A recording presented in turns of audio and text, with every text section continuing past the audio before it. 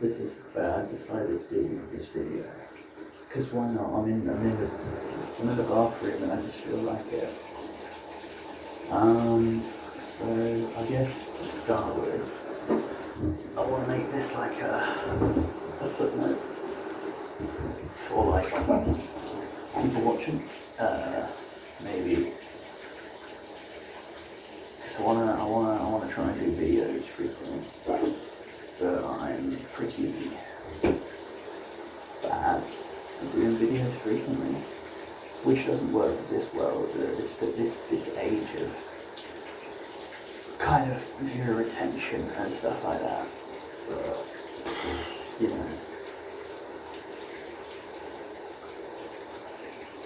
either unfortunately or fortunately, depending on how you're looking at it, I can't really bend myself to work with that. So yeah, this is just the video formats I'm going to be doing, which are very scattered. But yeah, I suppose I want to make a point that because I think it can be forgotten when people state things, it can be taken as fact. But this channel is not a scientific channel. It's I suppose the other best word I can find is a philosophizing channel. It's one where I just talk about things that are on my mind, and I can't guarantee that it's fact. I mean, to me, I kind of think, who can? Everything's always in question, always in the hands of kind of new evidence and stuff like that, so it's kind of impossible to say that it's fact, apart from in that moment.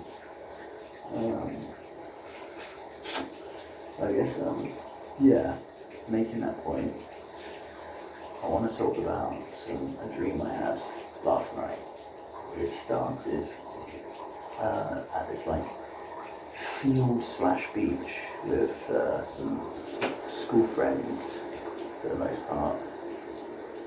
I only can really hold one in my mind right now. The rest of them are kind of just silhouetted figures that I don't remember who it was who was there. And we were all there, we were just kind of having a good time, just drinking. I think I can see one time where I was far away from them with one other person, and I saw that they were all at a bench, and I think it's kind of I geared to head over there, whether I did or not, I don't remember. But jumping forward from that bit, it's because of how dreams work.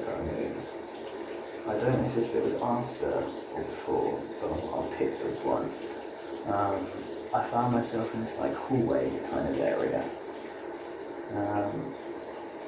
I think there's a door to my left, just a bit further along. And outside there is it was bright. All I can kind of remember was light, and then there was a kind of, I think it was a concrete pavement flooring out there. And I'm just standing a bit into this hallway, and then this other door in front of me. And it's kind of I remember it had a sign, it had a poster. I never remember particularly reading it, looking at it properly. But from the best I can remember, it was a quarantine area kind of thing. And there was this person who came over from down the hallway to my right, and they were disfigured. They were rotted. I could see their bone, and their skin was being kind of replaced or overgrown. I feel replaced more, where their skin should be, it was moss and algae. I would say more algae than moss. I guess it was kind of gangrenous, I suppose. And I think I'm only saying that because it has green in the word. I'll stick with algae. That kind of overgrown look that a tree gets. But it was on a person. And they were visibly in pain, suffering. I don't remember ever exchanging words with them. But they did kind of like, they scared me. I'm saying they because I'm jumping ahead. There was also this other one as well, another who was coming from within that door in front of me, behind the quarantine door, I guess.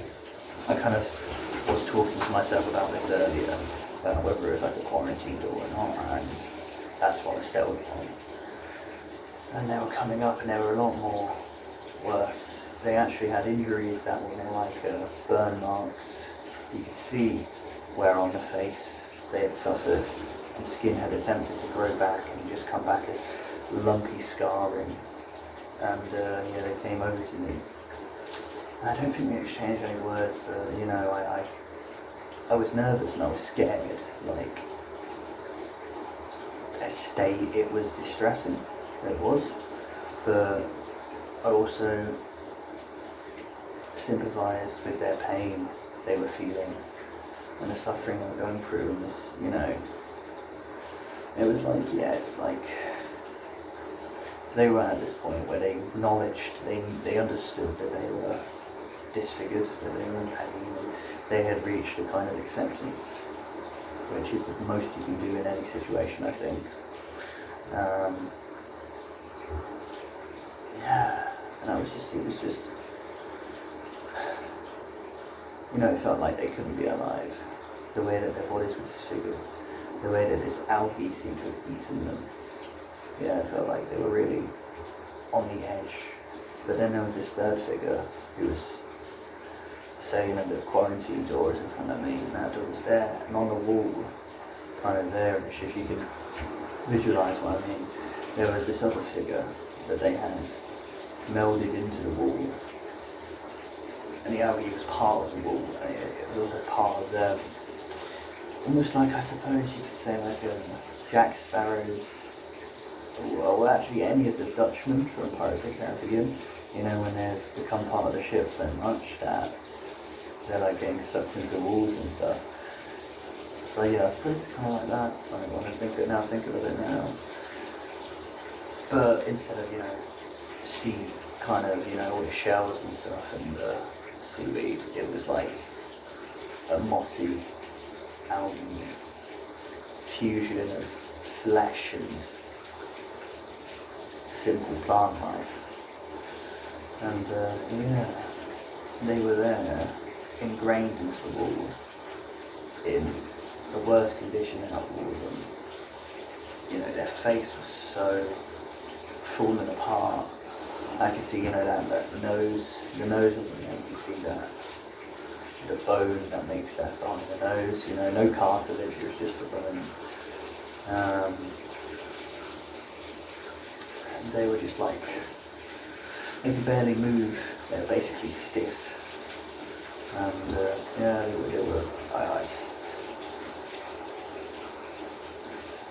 I was kind of amazed by this, you know. You just, when you're in a dream, you just kind of stand there and taking it all in, not realising that I was in a dream. I never do realise that I'm in a dream, you know, which I kind of like, because my mind always takes these things a lot more seriously, because it doesn't realise it's in a dream. To me, this is real, this is what's happening right now.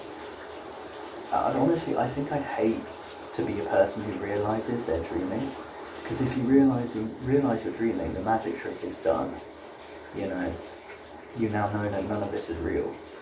But if you never realise you're dreaming, it's always real, you know, until you wake up. Until you realise, oh, that was a dream, you know.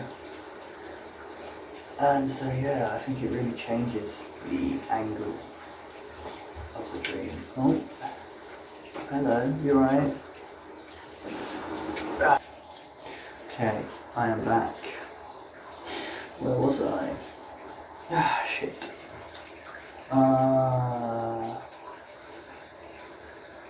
Yes, something about, you know, I don't realise I'm in a dream, which I like. And so yeah, I was there with those people. And because of how a dream works, you know, the next thing you know, you're kind of elsewhere. And I was in this like recreational area, but a bit more built up, I suppose.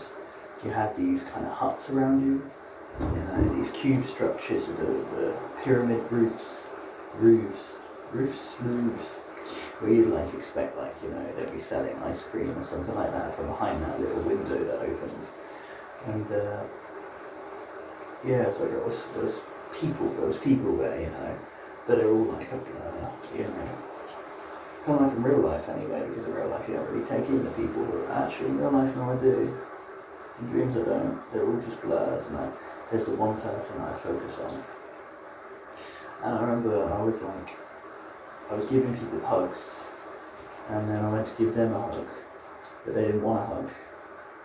And I was like, it's just a hug, but I was kind of feeling it in my heart, hey, don't push, this person doesn't want their physical space invaded.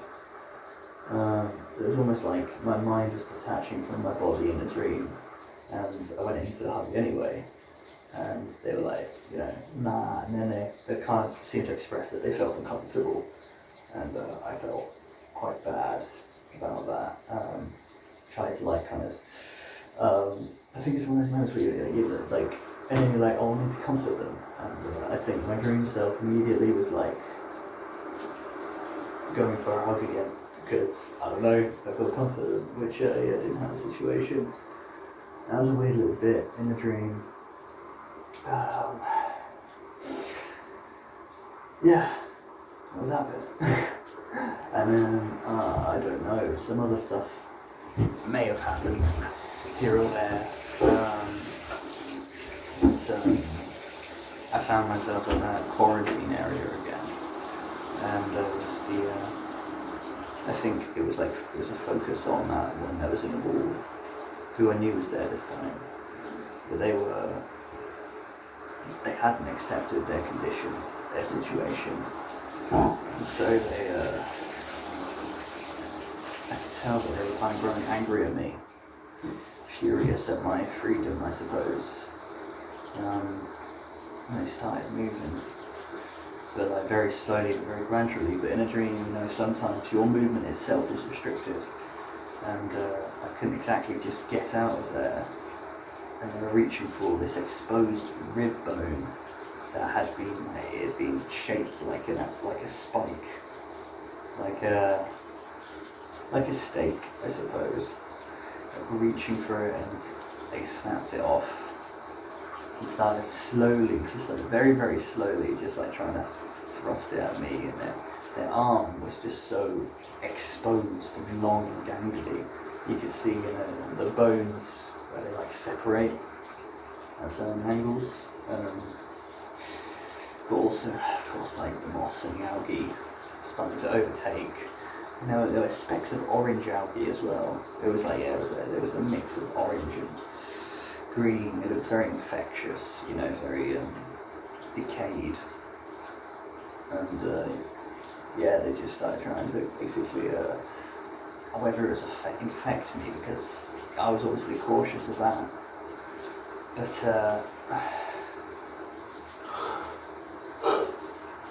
trying to remember, I can't quite place my head on it. I can't place my head on it. I think I remember another figure coming along, and they were kind of one of those, if you're watching a horror thing or something, and then the lead protagonist is about to be attacked or something, and then this unknowing bystander comes along and takes the blow for them. I guess it was kind of like that. They come along and they're just like, oh, what's going on? I don't remember them saying that, but they might as well have. And I don't think they got killed or anything. I just think they distracted them enough so that I could get away.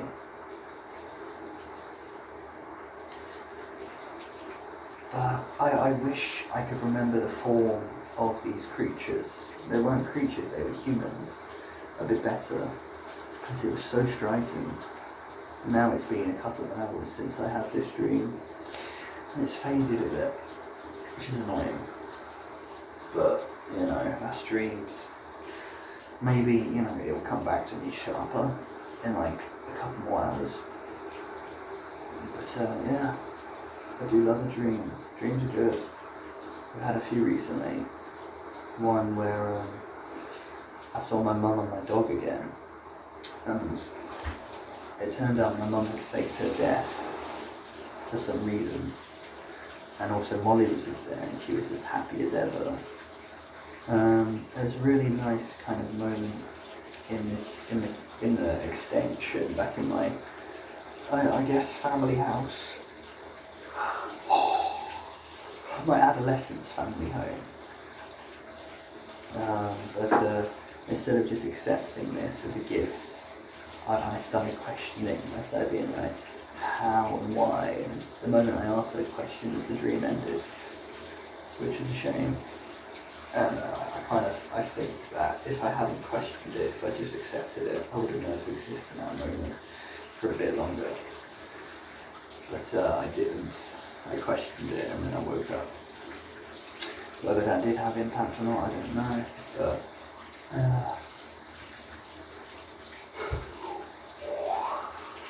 which leaves me on thinking about, the messages you can take from dreams. Are ultimately messages you make yourself. Dreams don't have meaning until you place meaning on them. And going back to, this is what I wanted to talk about, going back to the one with the infection. I wonder if it was like, it seemed to me there are people on our world who go through pain and suffering where the rest of the world turns their back on them, and so they just continue suffering anyway. Some have accepted, some are resisting. In different ways, of course, accepted and resisting and all that, they're all just a word. There is a context to fill them as well. The way that they go about it. But also, it felt like a kind of mankind's relationship with nature. How nature, I guess, can be seen as a contaminant, a kind of infection. How it is, I guess, a part of us, but not a part we necessarily accept, more reject than anything. Maybe I was rejecting it, maybe the person in the wall was, maybe they were wanting to gift me something. Maybe the other one saw that I was not at that point, and so left me to being me, I suppose, I don't know. Because the one in the wall was eager to infect me, I suppose, I think. Or kill me. Depends how you look at it, because there was no conclusion drawn from that in the dream.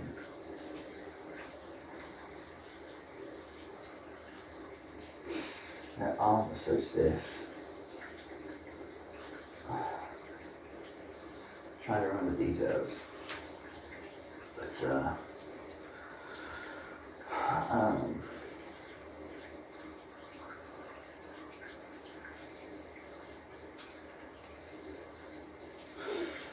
can't really remember anything.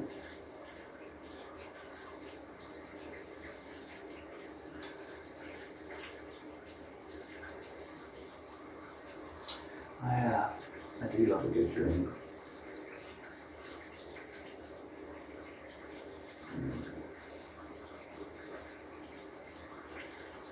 It's like going for a walk across a field, to me at least.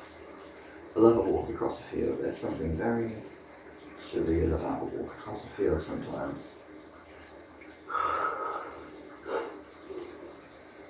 A lot of fields I walk, you'll only find the odd person.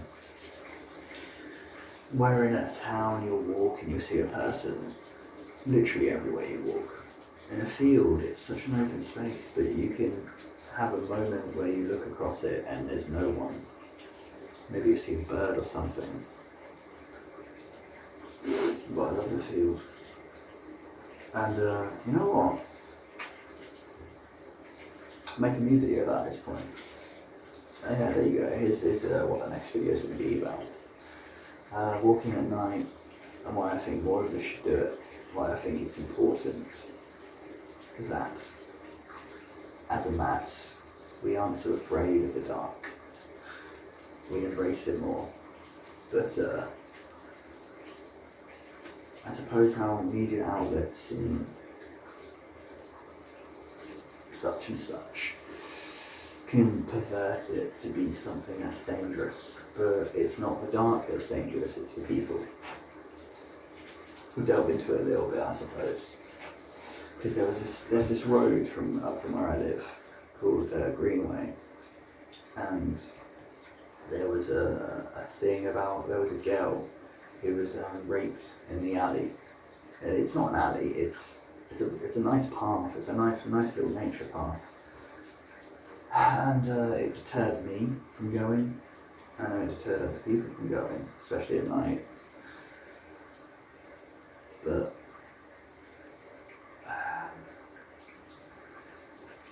like I said, you know, I don't think it's not the dark, you know, that is the danger. It's the people who do these violent crimes.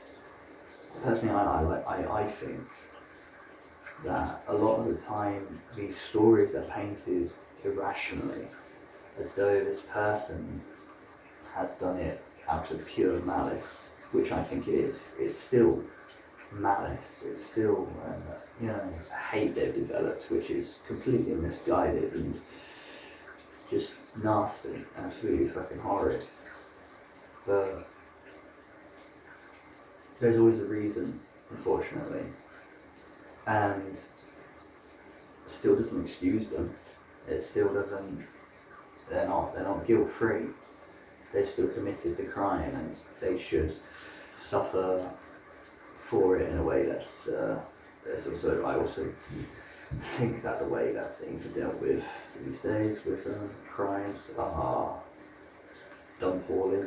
I mean, there's this whole thing about how there are so many cases that are being, I guess, just let go, just not being processed in courts and stuff, like rapes and that kind of thing, where the courts are just like, hey, yeah, sorry, we've got too many that we have to get through, so we're just going to cut these ones out, you know, that have probably already gone through a lot.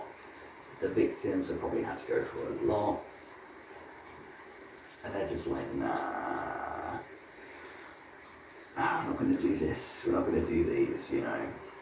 And it's just, yeah, it's absolutely awful. It's like how, you know, in America, you've got a statute of limitations. I mean, that shit's crazy. You know, after so many years, a crime is not a crime, basically. And it's like, hey, oh, good on you, you got away with it. Clever, very clever. You know, it's almost like it's respectful. Such a weird thing, but of course, I think in some states it has been removed, thankfully. I only know that because we're always sunny.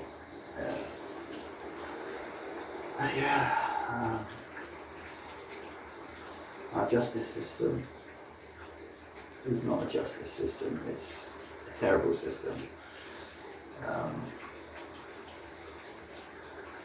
I think we have to return to localized justice systems, I suppose, because you know, there's this whole thing about police where it's like confidentiality and stuff like that. You know, with celebrities' names go out there like fucking wildfire. But I don't think there's a good reason why police should hold off names. Apart from, like, for victims, I say yeah. For the offender, I think their name should go out there. And I think people should be allowed to make their own judgment. Whatever the court decides is whatever the court decides, but, you know, people should be able to judge, should be able to go, you know, like, and hopefully you at least hope and trust that they will look at evidence, look at the situation, try and read it through their own eyes, whether they have personal bias or not, whether they know these people, whether they don't know these people. I mean, preferably know the people. I'd say if you don't know the people, drawing judgment's a bit cloudy. You know, it's something Johnny Depp and Amber Heard. I don't fucking know them. You know, how many people in this world know them, like, personally? Oh, that's really cool. Johnny Depp goes to hospital as Jack Sparrow and comforts the kids. That's great. Got nothing to do with the case though, you know? What conclusion does that draw? That he's a good person? Yeah, I mean, people generally are good, but people also do fucked up things. It's just life, you know? I don't think Johnny Depp is a bad person. I don't think Amber Heard's a bad person. I just think they're rich. And it has corrupted them, like it does with most people who are rich. Anyway, as you can see, I've gone on a bit of a tangent. Talk a bit more about it in another video. But yeah, I'll upload this. Hopefully you enjoyed listening to me ramble in the shower. And yeah, I will catch you for another one.